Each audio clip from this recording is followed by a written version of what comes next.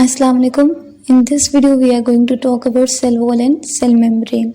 Cell wall is defined as the outer covering of the cells of bacteria, fungi and plants. Cell wall है क्या? ये outer most covering है bacteria, fungi और plant cells की, but it is absent in animal cells. Plants are strengthened and supported with the help of this wall. The cell wall can prevent certain particles from entering the plants, which may damage it. तो plants को जितनी भी support मिल रही होती है और strength मिल रही होती है वो इसी सेल वॉल के थ्रू मिल रही होती है। और दूसरा क्या होता है कि जो शेप और साइज मेंटेन होता है प्लांट्स का वो भी इसी सेल वॉल के थ्रू मेंटेन हो रहा होता है। अब अगर कोई भी ऐसा पार्टिकल या कोई भी ऐसा सब्सटेंस जो कि प्लांट्स को डैमेज कर सकता है तो ये वॉल क्या करती है कि उसको प्लांट्स के एंटर होने से प्रिवेंट करती है ताकि वो प्लांट को हार्म ना कर सके। The cell wall is used for protecting the plants and provide rigidity to the plants. तो ये एज अ प्रोटेक्शन के तौर पर काम करती है और दूसरा क्या करती है कि प्लांट्स को रिजिड बनाती है, ठीक है, ताकि प्लांट्स जो हैं उनको कोई भी एज अ अगर कोई भी डैमेज होती है, कोई भी शॉक लगता है तो उससे क्या होता है कि उनको ये रिजिडिटी की वजह से क्या होता है कि उनको प्रोटेक्शन देती है ताकि उनको कोई भी हार्म ना हो सके। This wall mainly comprises of cellulose.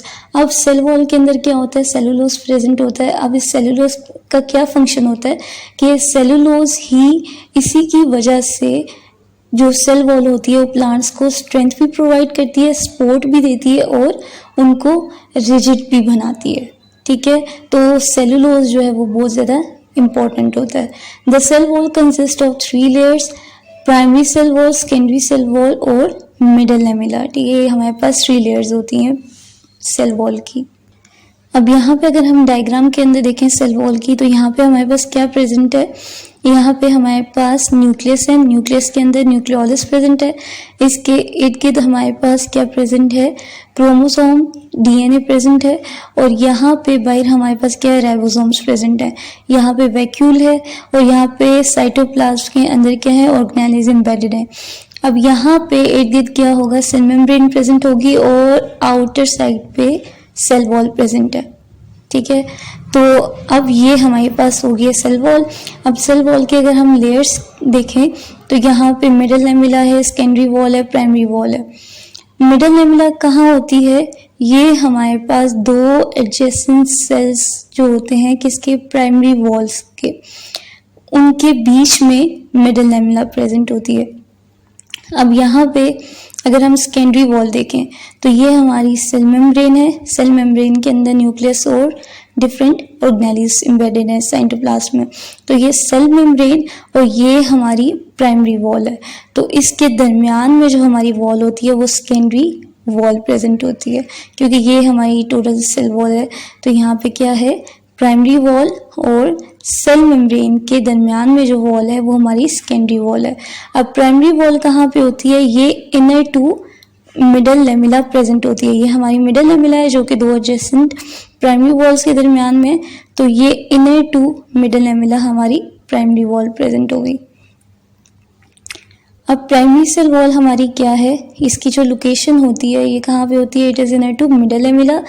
It develops in newly growing cells, ठीक है। न्यूली ग्रोइंग सेल्स कौन से होते हैं, जो कि सेल डिवीजन के दौरान जो है वो डेवलप हो रहे होते हैं। यानी कि जब भी कभी सेल्स मल्टीप्लाई कर रहे होते हैं तो न्यूली सेल्स ग्रो कर रहे होते हैं and at that time each cell produces primary cell wall. तो उस टाइम पे क्या हो रहा होता है कि सेल्स की जब ग्रोथ हो रही होती है तो हर सेल जो होता है वो प्राइमरी सेल वॉल बना रहा होता है। यानी कि जो फर्स्ट वॉल बनती है सेल की, आउटर सेल वॉल जो होती है वो हमेशा हमारे पास first wall primary cell wall ही बनती है सेल की, ठीक है। उसके बाद फिर हमारी 2 जो वॉल्स होती हैं सेल वॉल की वो बनती हैं। तो जो फर्स्ट वॉल होती है सेल की वो प्राइमरी सेल वॉल होती है जो कि थिन होती है और फ्लेक्सिबल होती है। It is composed of cellulose microfibril. अब ये जो सेलुलोज माइक्रोफिब्रिल्स हैं ये किस में प्रेजेंट होते हैं, ये प्राइमरी सेल वॉल के अंदर प्रेजेंट होते हैं that are running through the matrix of other polysaccharides like hemicellulose and pectin. अब पेक्टिन क्या है, ये पॉलीसेकेराइड है जो कि प्राइमरी सेल वॉल में भी प्रेजेंट होगा और जो हमारे मिडल लेमिला होता है उसके अंदर भी प्रेजेंट होता है। तो ये प्राइमरी सेल वॉल और मिडल लेमिला के अंदर ये पेक्टिन प्रेजेंट होगा जो कि क्या है, एक पॉलीसेकेराइड है। तो ये जो सेलुलोज माइक्रोफिब्रिल्स हैं जो कि प्राइमरी सेल वॉल में प्रेजेंट होते हैं, ये किस तरह से अरेंज होते हैं, ये क्रिस क्रॉस अरेंजमेंट में अरेंज हुए होते हैं, ठीक है। और ये कहाँ प्रेजेंट होते हैं, inside of the primary cell wall. अब जो हमारी प्राइमरी सेल वॉल है इसका फंक्शन क्या है, it is involve in the development of cell growth. तो ये क्या करती है, एज जो हमारे पास न्यूली ग्रोइंग सेल्स होते हैं, ठीक है, सेल डिवीजन के दौरान ग्रो कर रहे होते हैं, तो उस दौरान ये प्राइमरी सेल वॉल डेवलप करती है। तो ये जो सेल की ग्रोथ होती है उसको डेवलप करती है, यानी कि जब सेल्स ग्रो कर रहे होते हैं तो ये जब ये बनती है, प्रोड्यूस होती है, तो फिर आगे जो सेल की ग्रोथ होना स्टार्ट होती है तो ये फिर आगे उसकी ग्रोथ करवाती है। अब सेकेंडरी सेल वॉल आ जाती है। सेकेंडरी सेल वॉल की हमने लोकेशन देखी थी कि ये कहाँ लोकेटेड थी, कि हमारे पास सेल मेम्ब्रेन प्रेजेंट था और साथ हमारे पास क्या थी कि प्राइमरी वॉल प्रेजेंट थी। तो प्राइमरी वॉल और सेल मेम्ब्रेन, तो ये प्राइमरी वॉल और सेल मेम्ब्रेन के दरमियान में जो वॉल है वो हमारी सेकेंडरी वॉल होती है। Between primary wall and cell membrane हमारे पास क्या होती है, सेकेंडरी वॉल प्रेजेंट होती है। तो ये सिर्फ और सिर्फ कहाँ होती है, स्क्लेरेन्काइमा सेल्स के अंदर प्रेजेंट होती है। It is thick and rigid, और इसको रिजिड कौन बनाता है, लिग्निन बनाता है। अब लिग्निन के अलावा और भी काफ़ी हमारे पास चीज़ें होती हैं जो कि इसको रिजिड बनाती हैं, जिसमें सेलुलोज भी आ जाता है, हेमी सेलुलोज भी आ जाता है, इनऑर्गेनिक सॉल्ट्स और वैक्सेस भी आ जाती हैं। अब इसके अंदर भी हमारे पास सेलुलोज माइक्रोफिब्रिल्स होते हैं जो कि क्रिस क्रॉस अरेंजमेंट में प्रेजेंट होते हैं इनसाइड, और ये जो लिग्निन और सेलुलोज माइक्रोफिब्रिल्स होते हैं ये क्या करते हैं, रिजिडिटी प्रोवाइड करते हैं। इसका फंक्शन क्या होता है कि it provides support and shape to the cell. तो ये जो है, ये एक तो इसका काम ये होता है कि ये हमारे पास सेल को रिजिडिटी प्रोवाइड करती है, दूसरा क्या करती है, उसको सपोर्ट और शेप प्रोवाइड करेगी। It does not allow growth. It develops when plant has reached maximum size. अब ये तब इसकी डेवलपमेंट होती है जब प्लांट जो है उसकी डेवलपमेंट हो चुकी होती है, जब वो मैक्सिमम साइज तक रीच कर जाता है। प्राइमरी सेल वॉल तब डेवलप होती है जब प्लांट ग्रोथ अपनी स्टार्ट करता है, और सेकेंडरी सेल वॉल तब डेवलप होती है जब प्लांट अपना मैक्सिमम साइज, अपना ग्रोथ साइज रीच कर जाता है। प्राइमरी सेल वॉल क्या करती है, अब जो सेल की ग्रोथ होती है उसको डेवलप करवाती है, सेकेंडरी सेल वॉल ग्रोथ को स्टॉप करवा देती है ताकि फर्दर ग्रोथ ना हो सके, क्योंकि जो ग्रोथ होती है प्लांट की वो मैक्सिमम पीक लेवल तक रीच कर जाती है। तो ताकि फर्दर आगे ग्रोथ ना हो सके, सेकेंडरी सेल वॉल क्या करती है, ग्रोथ को स्टॉप कर देती है। और ये मोस्टली जो डेड सेल्स होते हैं उनमें ये सेकेंडरी सेल वॉल प्रेजेंट होती है। अब मिडल लेमिला आ जाता है। मिडल लेमिला हमने पढ़ा था कि इसकी लोकेशन कहाँ होती है, कि between primary walls of adjacent sales, यानी कि दो primary walls of adjacent sales के दरमियान में जो हमारे पास लेयर होती है सेल वॉल की, वो मिडल लेमिला होती है। Its function is to hold cells together. अब हमारे पास क्या होता है, हमें पता है कि प्लांट सेल्स हैं, फंजाई है, बैक्टीरिया है, हर किसी की अपनी अपनी सेल वॉल है। तो हमें जब पता है कि जो प्राइमरी वॉल है दो एडजेसेंट सेल्स की, उसके दरमियान में मिडल लेमिला होगी, ठीक है। तो ये दो सेल्स के अगर दरमियान में है तो उनको साथ क्या करेगी, मिला के रखेगी, तभी बीच में ये वॉल फॉर्म होगी। तो अगर हर सेल की क्या है, सेल वॉल है, तो हर सेल की सेल वॉल के दरमियान में अगर मिडल लेमिला प्रेजेंट है तो इसका काम क्या होगा कि दोनों सेल्स को एक साथ ज्वाइन करना है, तो तभी जो है ना मिडल लेमिला साथ प्रेजेंट होगी। तो इसका फंक्शन क्या है, it is to hold the cells together. Composition क्या है कि इसके अंदर मैग्नीशियम, कैल्शियम सॉल्ट्स और पेक्टिन प्रेजेंट होता है। पेक्टिन क्या है, पॉलीसेकेराइड है जो कि प्राइमरी और मिडल लेमिला जो वॉल्स होती हैं उनमें प्रेजेंट होता है। Now we have plasma membrane. अब प्लाज्मा मेम्ब्रेन को हम प्लाज्मा नेमा भी कहते हैं और सेल मेम्ब्रेन भी कहते हैं। ये यूकैरियोटिक सेल्स में प्रेजेंट होता है और प्रोकैरियोटिक सेल्स में प्रेजेंट होता है, यानी कि यूनिसेलुलर और मल्टीसेलुलर दोनों सेल्स में होता है। ईदर बैक्टीरिया है या फिर हमारे पास ऐसे सेल्स हैं जो कि मल्टी सेलर हैं। तो एनिमल सेल्स हैं, उनमें भी ये सेल मेम्ब्रेन प्रेजेंट होती है। इसका फंक्शन क्या है? It is a semi permeable membrane and controls passage of materials in and out of the cell, यानी कि सेल्स के अंदर मटेरियल्स को लेके जाना और बाहर लेके जाना, ये दोनों जो है ये सेल मेम्ब्रेन करती है। It act as a shield against the outer environment, यानी कि सेल की अंदर जितने भी कंटेंट्स प्रेजेंट होते हैं या जितने भी पार्टिकल्स प्रेजेंट होते हैं, सब्सटेंसेस प्रेजेंट होते हैं, जैसे कि ऑर्गेनेलीज होगी या फिर साइटोप्लाज्म प्रेजेंट हो गया, न्यूक्लियस प्रेजेंट हो गया, तो अंदर जितनी भी चीज़ें प्रेजेंट होती हैं उनको इन्वायरमेंट से सेपरेट जो कुछ भी करता है वो कौन करता है? वो हमारे पास सेल मेम्ब्रेन करता है। सेल के अंदर जितनी भी चीज़ें प्रेजेंट होती हैं और उनको इन्वायरमेंट की जितनी भी चीज़ों से सेपरेट करता है वो सेल मेम्ब्रेन करता है।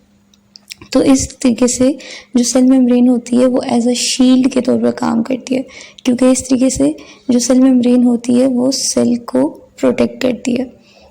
It is also responsible for various processes like absorption of several materials, secretion etcetera.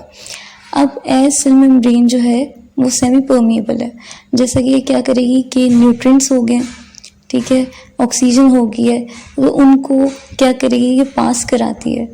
अब न्यूट्रिएंट्स जो है वो सेल्स को चाहिए होते हैं, ठीक है, सेव होते हैं, तो ये उनको पास करवाती है, इधर वो डिज़ोल्व करवाती है, जिस भी तरीके से सेल्स के अंदर पास करवाती है तो उनको अंदर लेके जाती है। लेकिन जो टॉक्सिक सब्सटेंसेस हैं उनको अलाउ नहीं करती कि वो सेल्स के अंदर पास कर सकें। तो ये सेमी परमिएबल है, यानी कि वो सब्सटेंसेस अंदर सेल्स के लेके जाती है इनसाइड द सेल, जो कि उसके लिए हार्मफुल नहीं है और सेफ है, लेकिन उन सब्सटेंसेस को मतलब अंदर नहीं लेके जाएगी जो कि उसके लिए टॉक्सिक है या उसके लिए हार्मफुल होंगे। बट जो कि सेल्स की नीड होती है वो उनको परमिएबल करती है और उनको अलाउ करती है कि वो अंदर एंटर हो जाए। अब कंपोजिशन क्या है?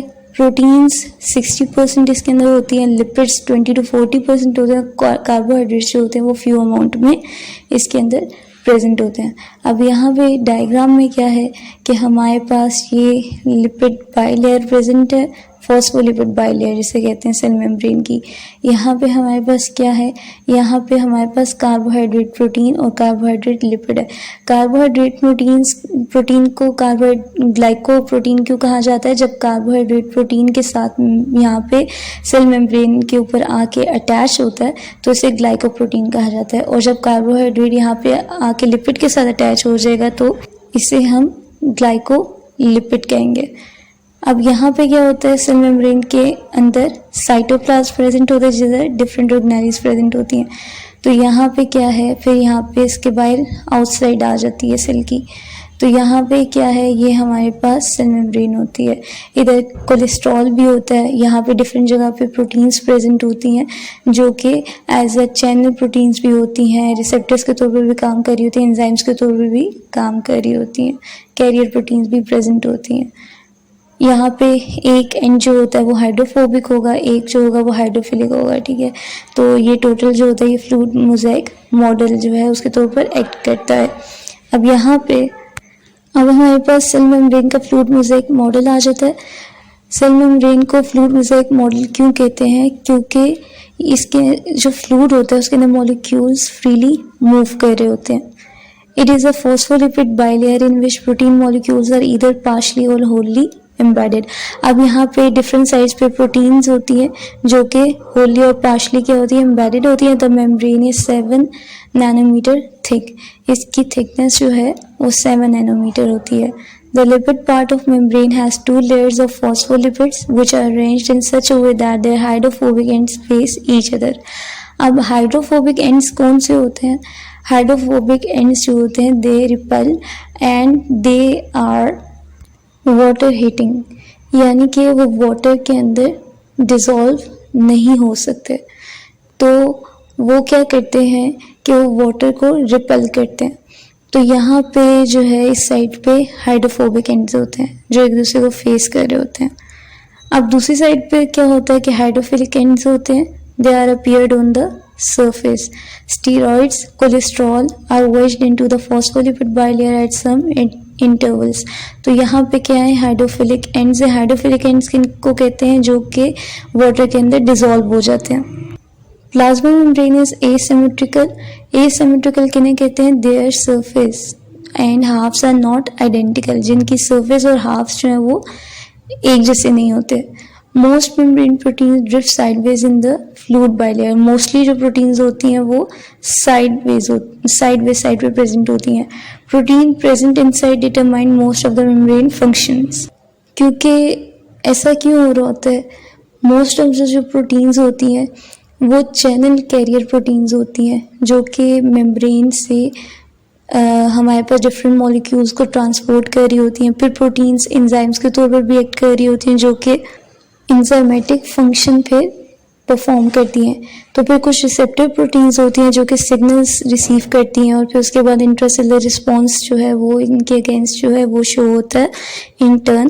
फिर एंटीजेंस के तौर पर कुछ प्रोटीन्स वर्क करती हैं. इस तरीके से फिर क्या होता है कि हमारे पास जो प्रोटीन्स होती हैं वो फंक्शन जो है वो डिटरमाइन करती हैं मेम्ब्रेन का. Carbohydrates are either attached to proteins or lipids on outside of membrane, while cytoskeleton filaments are present inside of membrane that provide support. अब इसमें यही था कि मैंने बताया था कि जो कार्बोहाइड्रेट प्रोटीन होती है वो ग्लाइकोप्रोटीन होती है, और कार्बोहाइड्रेट लिपिड जो होता है वो ग्लाइकोलिपिड होता है. तो इसी तरह ये होता है. अब ये कहाँ प्रेजेंट है, ये outside of phospholipid bilayer present है. ये हमारी फॉस्फोलिपिड बाइलेयर है, ठीक है. तो ये हमारे पास क्या है, ये ग्लाइकोप्रोटीन है और ये ग्लाइकोलिपिड है. जब हमारे पास कार्बोहाइड्रेट प्रोटीन के साथ मिलता है तो ये ग्लाइकोप्रोटीन बनाता है, जब कार्बोहाइड्रेट लिपिड के साथ मिलेगा तो ये ग्लाइकोलिपिड बना देगा. तो ये दोनों कहाँ प्रेजेंट है, ग्लाइकोप्रोटीन और ग्लाइकोलिपिड, ये outside the phospholipid bilayer present है. और यहाँ पे इनसाइड ये फॉस्फोलिपिड जो बाइलेयर है इसके इनसाइड क्या प्रेजेंट होता है, साइटोस्केलेटन फिलामेंट्स प्रेजेंट होते हैं, जो कि मेम्ब्रेन को सपोर्ट दे रहे होते हैं. अब यहाँ पे लिपिड्स और प्रोटीन्स के फंक्शंस आ जाते हैं. प्रोटीन्स जो होती हैं वो ट्रांसपोर्ट चैनल के तौर पर एक्ट करती हैं, कैरियर के तौर पर, एंजाइम्स के तौर पर एक्ट करेंगी, रिसेप्टर्स और एंटीजेंस के तौर पर काम करती हैं. वे कैसे करती हैं मैं आगे बताती हूँ. लिपिड्स के तौर पर भी एक्ट करती हैं. यहाँ पे फर्स्टली इस पे क्या है, it controls the fluidity of membrane. अब लिपिड है क्या, एक फैट है. तो फैट का मेम्ब्रेन के ऊपर क्या इफेक्ट पड़ रहा होता है कि ये इसकी फ्लूइडिटी को लेस कर देता है, उसको डिक्रीज कर देता है. कैसे करेगा कि ये जो लिपिड्स होते हैं, ये फैट्स क्या करते हैं कि मेम्ब्रेन को रिजिड कर देते हैं, और उस रिजिडिटी की वजह से क्या होता है कि जो फ्लूइड होता है उसकी कंसंट्रेशन जो होती है वो कम हो जाती है, जिसकी वजह से जो मेम्ब्रेन होता है उसकी जो लिपिड बाइलेयर होती है उसकी रिजिडनेस जो होती है वो इंक्रीज हो जाती है, और ये जो फ्लूइडिटी होती है वो डिक्रीज हो जाती है. तो इस तरीके से मेम्ब्रेन की फ्लूइडिटी को जो लिपिड्स होते हैं वो कंट्रोल कर लेते हैं. दूसरा क्या है, concentration of unsaturated fatty acids. अब अनसैचुरेटेड फैटी एसिड्स किनको कहते हैं, फॉर एग्जांपल ऑयल हो गया जो कि एक लिक्विड है. जब अनसैचुरेटेड फैटी एसिड्स की कंसंट्रेशन इंक्रीज हो जाती है तो lipid bilayer becomes more flexible. Lipid bilayer क्या हो जाएगी, फ्लेक्सिबल हो जाएगी, यानी कि लिक्विड जो है, फ्लूइड जो है वो क्या हो जाएगा, लिपिड बाइलेयर में इंक्रीज हो जाएगा. इस तरीके से क्या होता है कि कोलेस्ट्रॉल जो होता है, कोलेस्ट्रॉल क्या करता है कि लिपिड बाइलेयर को स्टेबलाइज कर लेता है, ताकि जो लिक्विड की कंसंट्रेशन है वो क्या हो जाए, कम हो जाए, अनसैचुरेटेड फैटी एसिड्स का लेवल क्या है, नॉर्मल हो जाए. तो इसी के से जो लिपिड बाइलेयर जो है वो क्या हो जाए, स्टेबलाइज हो जाए. यानी कि जब अनसैचुरेटेड फैटी एसिड्स जो है उनकी कंसंट्रेशन इंक्रीज होगी तो क्या है, कौन एक्ट करेगा, कोलेस्ट्रॉल एक्ट करेगा लिपिड बाइलेयर को स्टेबलाइज करने के लिए. Also restricts entry and exit of polar molecules and ions. अब ये जो पोलर मॉलिक्यूल्स हैं, जो आइंस हैं, इनकी एंट्री को भी प्रिवेंट करता है. क्यों प्रिवेंट करता है, क्योंकि पोलर मॉलिक्यूल्स किसे कहते हैं, जो कि वाटर के अंदर एब्जॉर्ब हो जाते हैं, डिसॉल्व हो जाते हैं, यानी कि वाटर को क्या करते हैं, वाटर को अट्रैक्ट करते हैं. तो उनकी एंट्री से क्या होता है कि फ्लूइड की कंसंट्रेशन ज़्यादा हो सकती है. तो लिपिड बाइलेयर की अंदर क्या होता है कि हम जो है ना फ्लूइड को प्रिवेंट करते हैं, ठीक है ना। तो इस तरीके से क्या होता है कि लिपिड क्या करता है कि इनकी जो एंट्री होती है पोलर मॉलिक्यूल्स की और आयंस की, उसको प्रिवेंट करता है।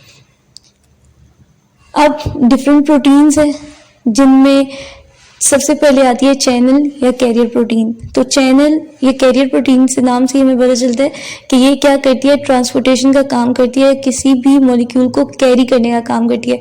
तो transport molecules through the membrane. अब इनका काम क्या होता है कि मॉलिक्यूल्स को ट्रांसपोर्ट करती हैं ये।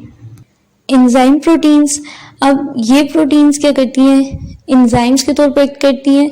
इनका एंजाइमेटिक फंक्शंस होते हैं। फॉर एग्जांपल एडिनाइलेट साइक्लेज, जो ये क्या करेगी, एटीपी को एएमपी में, साइक्लिक एएमपी में कन्वर्ट कर देगी। रिसेप्टर प्रोटीन्स, कुछ प्रोटीन रिसेप्टर्स के तौर पर काम करती हैं, जो क्या करेंगी, सिग्नल्स को रिसीव करेंगी और उसके इन रिटर्न इंट्रासेलुलर रिस्पॉन्स जो है फ्रॉम द सेल शो होता है। For example hormones that circulate in blood but bind to specific target cells with specific receptors.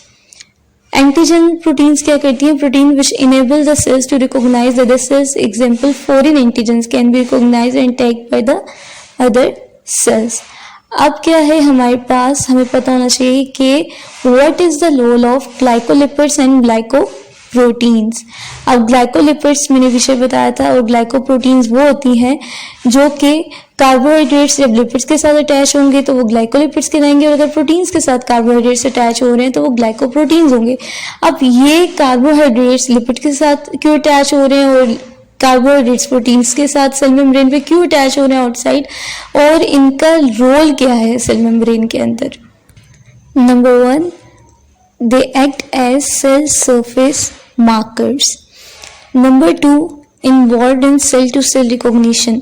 अब सेल टू सेल रिकॉग्निशन में भी इन्वॉल्व होते हैं। लाइक अगर दो सेल जो है वो एक साथ बाइंड हुए हैं, अगर ट्रांसपोर्टेशन करवानी है या फिर कम्युनिकेशन करवानी है, ठीक है, मतलब सेल में ऐसा हो रहा है, तो उसमें भी ये क्या होता है कि ये एक्ट करते हैं। सेल टू सेल कम्युनिकेशन में, सेल टू सेल ट्रांसपोर्टेशन में ये इन्वॉल्व होते हैं ग्लाइकोलिपिड्स और ग्लाइकोप्रोटीन्स।